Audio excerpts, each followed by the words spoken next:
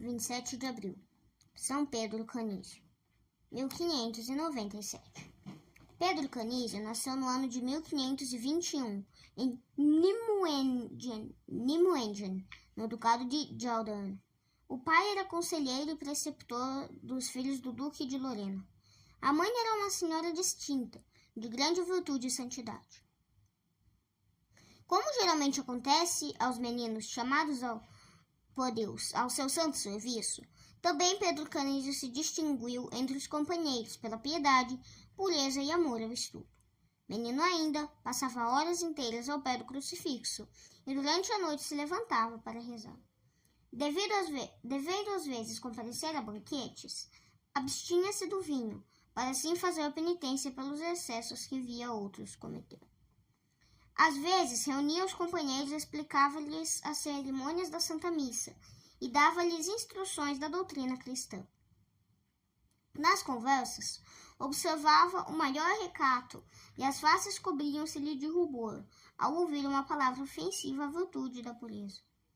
Uma pessoa privilegiada por Deus predisse ao menino de 13 anos que seria membro de uma nova ordem, na qual muito trabalharia pela salvação das almas, contra a nova heresia. Tendo 15 anos, começou os estudos na Universidade de Colônia, onde se confiou ao célebre teólogo Dr. Nicolau Esch.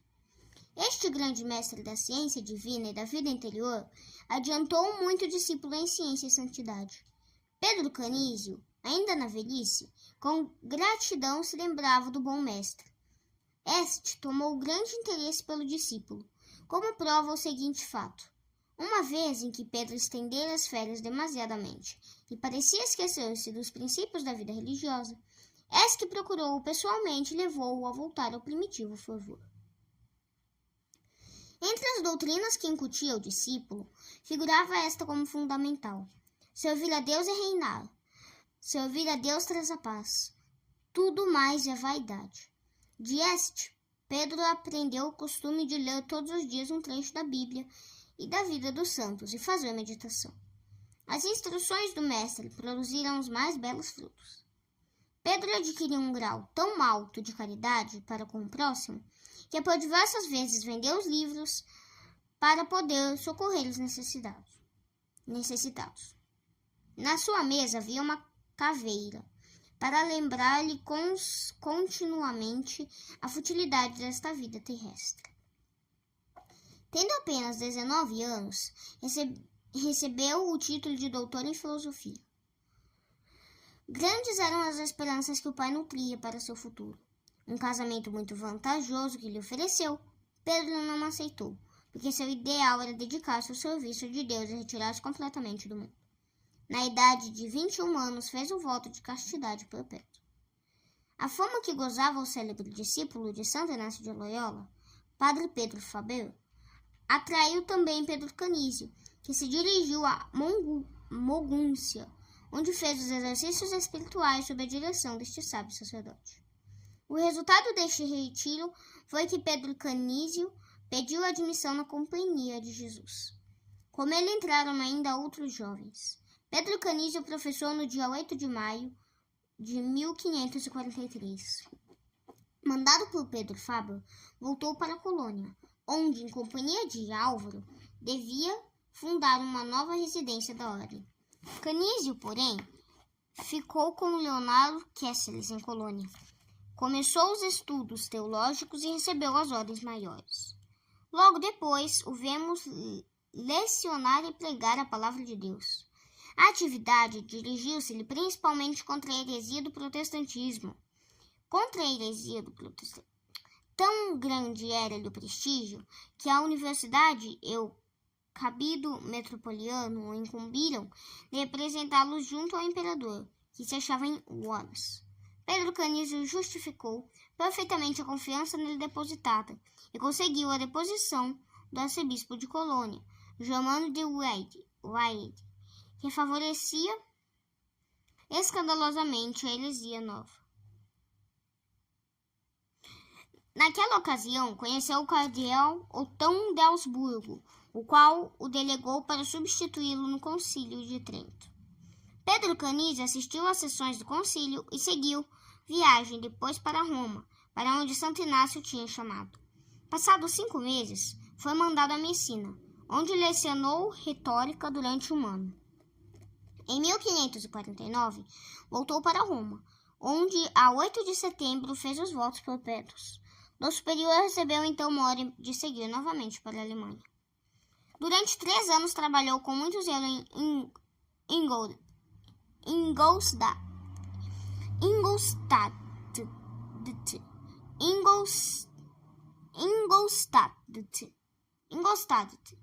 O rei Fernando, conhecendo-lhe os grandes merecimentos, alcançou de Santo Inácio a transferência de Pedro para Viena, onde o protestantismo tinha causado grandes descontentamentos. Com muito trabalho, lutando sempre com inúmeras dificuldades, conseguiu levantar um pouco a vida católica na cidade dos Habsburgos. Incansável no púlpito e no confessionário, animou os católicos à resistência contra a onda invasora do protestantismo. Fundou colégios em Viena e Praga, administrou a diocese de Viena pelo espaço de um ano, recusando, porém, aceitar a dignidade episcopal. A pedido do rei Fernando, compôs o célebre Catecismo, cuja primeira edição foi publicada em 1554. Em 1556, voltou para a Baviera. Fundou o Colégio de Ingolstadt e foi por Santo Inácio nomeado provincial da ordem na Alemanha e Áustria. Pela influência que tinha sobre o cardeal Otão de Augsburgo e o rei Fernando, tornou-se realizável uma forte resistência contra a política fraca, indecisa e conciliadora, que outro resultado não tinha senão o fortalecimento da confissão augustana, a qual Pedro jocosamente denominava confusão augustana. Neste sentido, trabalhou como pregador em Ratisbona, combateu o plano das discussões religiosas com os protestantes e respondeu com muita vantagem a Melanchthon em Worms, descobrindo desapiedadamente a cisão interna que reinava no campo luterano. Os estados católicos reanimaram-se e readquiriram nova força na luta contra as agressões do protestantismo. No ano de 1557, fundou um colégio em Colônia, visitou Estrasburgo, Friburgo, a Baviera. Em 1558, tomou parte na eleição do novo superior-geral da ordem. A Companhia de Jesus contava naquela ocasião 1.000 membros, distribuídos em 9 províncias. Em companhia do núncio apostólico, Camilo Mentuato foi à Polônia, onde, com bom resultado, defendeu os interesses da Igreja Católica. Outra vez lhe foi reclamada a presença na Alemanha, quando se realizou a Dieta de Augsburgo. Em uma série de sermões, defendeu a doutrina da Igreja sobre as indulgências e conseguiu que muitos protestantes se convertessem ao catolicismo. Quando se reabriram as sessões do Concílio de Trento, Pedro Canísio recebeu o convite para nelas tomar parte, e foi devido à sua grande habilidade que o concílio teve uma conclusão satisfatória. Em viagens que ainda fez ao Tirol e Baviera, fundou colégios em Innsbruck e Dillingen. Em 1565 morreu o superior-geral, Padre Lainez. Pedro Canísio tomou parte no capítulo geral, que elegeu Francisco de Borja para sucessor, nomeado visitador das províncias austríaca e alemã e encarregado de missões importantes pelo Papa Pio V. Canísio outra vez percorreu a Áustria, do sul da Alemanha e os Países Baixos. É admirável ver como Pedro Canísio, no meio de tantos trabalhos, teve tempo para escrever livros teológicos, apologéticos e ascéticos, homiléticos e catecéticos, que todos dão testemunho do seu grande preparo e profunda santidade. Uma congestão cerebral condenou-o a uma inatividade de 6 anos. Deus, porém, permitiu que recuperasse a saúde por algum tempo. no ano de 1597 adoeceu novamente, entregou a alma a Deus. Pedro Canísio viveu 76 anos, dos quais 54 na companhia de Jesus.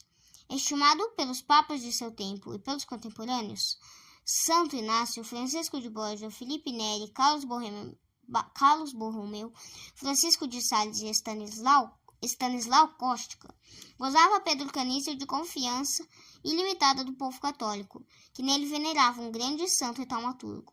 Gregório XVI beatificou-o em 1843. Pio XI, no santo ano do jubileu de 1925, o inscreveu entre os santos canonizados e entre os doutores da Igreja, e designou o dia 27 de abril para a celebração da festa, em lugar do dia natalício ou da morte, que foi 25 de dezembro. Das obras principais deste grande santo, a mais importante é o Catecismo, que foi traduzido em quase todas as línguas. Este humilde livrinho tem sido a arma mais poderosa contra as heresias do século XVI. A ele se deve ter o povo ficado fiel à religião católica, numa grande parte dos países da Europa. Baviera, Áustria, Tirol, Suábia, Suíça, Boêmia. Hoje são outros inimigos que furiosamente atacam a Igreja de Deus sobre a terra. Não são tanto as heresias, que aliás também não dormem, que combatem a Igreja de Cristo, trabalhando também para a ruína da sociedade. São o capitalismo sem alma nem consciência e seu antagonista, o comunismo, que realmente baniu do programa a justiça e a caridade. Nessa luta titânica, que ameaça a civilização cristã, é só do catecismo que se pode esperar a salvação. Embora pequeno, é esse o livrinho que, em páginas reduzidas, ensina as verdades mais sublimes, desvenda os mistérios mais profundos e cuja leitura satisfaz a todos, ricos e pobres, sábios e inteligentes. O catecismo é o livrinho que encerra a mais alta sabedoria e aponta o caminho que devem seguir o indivíduo, a família, o Estado, a humanidade toda, para alcançar a felicidade. O catecismo é que nos ensina o que devemos fazer para agradar a Deus e ganhar o céu. É ele que nos responde a todas as perguntas e resolve todas as dúvidas. É o leite dos pequenos e o pão dos fortes. É o alimento da criança como do adulto.